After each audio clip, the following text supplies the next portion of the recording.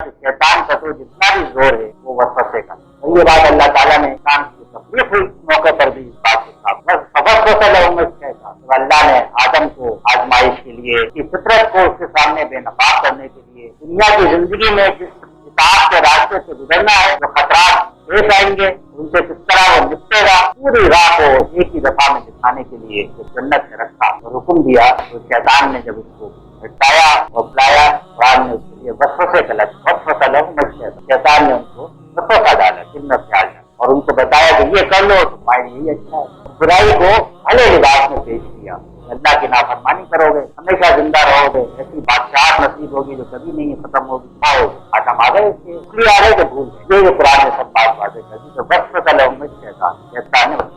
यही उसका इख्तियार कि वो वसवसे डाले, ख्यालात पैदा करे, बुरे किस्म के ख्यालात पैदा करे, दूसरे इंसानों के जरिए पैदा करे, अपने जरिए पैदा करे, और यह आदमी का अपना नफ्स जो है वो भी वसवसे डाले। लेकिन सब अंदर या बाहर से सारी जो आजमाइश है, सारे जो खतरा है, अंदेशा है ईमान के लिए, सिरात मुस्तकीम के लिए, दीन के लिए, वो ये ख्याल है वसवसा। जब शैतान ने ये कहा कि अब मैं तो भटकाऊंगा, तेरी तरफ जाने वाली सिरात मुस्तकीम है, मैं उस पर हाथ लगा के डाकू चोर की तरह दे और उसके ईमान पर डाका डालूंगा। और उसने कहा कि मैं आऊंगा उनके ऊपर अपने सारे हथियारों के साथ, सामने से और पीछे से और दाएं से और बाएं। अल्लाह ताला ने जगह उसे खिताब कर दिया, जब तू जो चाहे कर ले, जिस पर बस चले अपनी आवाज से उसको पहचान दे। आवाज से मतलब जबान, अगर जो जबान तो बड़ी इस्तेमाल होती है वैसे से डाल, लेकिन ये कि वो आवाज जो दिल में पैदा हो जाए और आदमी नहीं से सुन ले, कोई कह रहा है कि ये करना इसी में भला है, ये माल मार लो, यहाँ पर ये बुराई कर लो, साहब मार लो, ये झूठ बोल लो,